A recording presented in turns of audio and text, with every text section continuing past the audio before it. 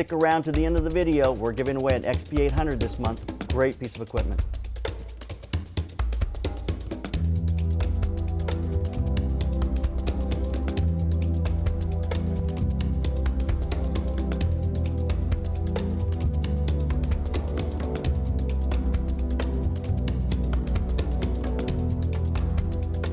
Today on the Slanted Lens, we're shooting out at the old Los Angeles Zoo.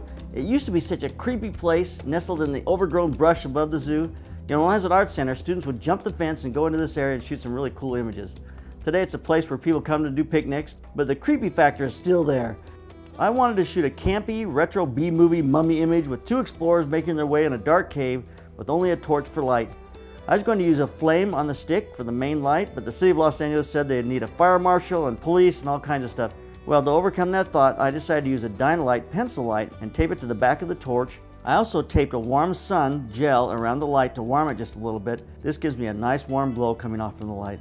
This is the first image. When I see an image like this, it always scares me a little bit. The light's all over the place, it's too bright on his face, so I have to start by fixing one thing at a time. The exposure is too bright, so I'm going to go for that. This first image is shot at f5.6 at 1/50th of a second at ISO 800. That's got to come down quite a bit. I moved the aperture to f11 to give a correct exposure on his face. I now opened up the shutter to 1/8 of a second to bring the ambient light into play. I'll now get my talent into place and refine the light. I have only 1 hour to light and to get my shot, so I've got to get going. I've adjusted the aperture and shutter just a little bit to help keep my people from blurring. The pencil light was way too bright on her face because she's holding it, so we put just a little piece of tape along the side of it. Actually let just a little bit of light bleed out underneath that tape, but that blocked off most of the light on her face and evened out the exposure between her and the guy behind her. It also cut all the light off from the cave wall up front, which really helped out. I'm shooting at f13 because I want deep depth of field so I can see the mummy in the background. Here's our first image with just the ambient light. Our outside light goes blue because I'm set on tungsten. We will now add our pencil light that is taped to the back of the torch as our key light. Here's our image with the pencil light. The guy was standing there in the first image, but we didn't see him because there was no light on him whatsoever. He kind of appeared out of nowhere when we added our key light. We added a Dynalite travel head in the background, just straight into the cave. It was too harsh and didn't really work back in there very well. It was hard to get it to balance out and to look nice. So we put up a 6-foot by 6-foot light panel, shot the light through that light panel. That light panel diffused the light into the cave and just kind of helped it to fill in the back there and was much softer, much nicer. Here you can see the cave light in the background on the wall. Things are taking shape now. We need to fill the image though just a little bit. I'll add a small photoflex octodome over my shoulder on the camera right side.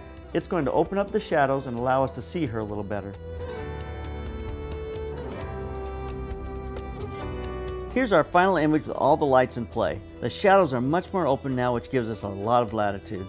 Here's some of the best images before there's any editing done in post. When I turn her gun into the fill light, it picks up that octodome and it stands out. Good thing to note in the future. I like this image for the main image 0683 and adding the gun from image 0647. I'm going to process the raw image for the gun so the gun is bright and not worry about the rest of the image, and we'll strip that into the shot. Jolene's now going to composite our image together, add the gun, but more importantly add the flame. First shot at the flame was a little small, didn't have much of a glow.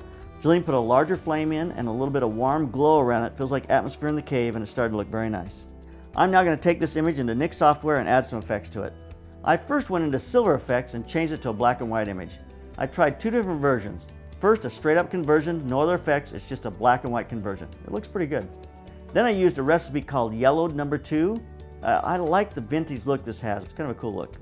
I looked at two color versions. First, a color stylizer in Color Effects 4. I added a deep brown as my color of choice, which gives it kind of a nice sepia tone, but sepia tone with color, I like this look a lot. Then last of all, I did a bleach bypass with a vignette. I like all of these. It's pretty hard to decide, but I'll probably end up with that brown stylized look. Sometimes I just have to do these kinds of images that just don't mean anything other than it's just fun to do. So I hope you learned a little something. Keep those cameras rolling, keep on clicking.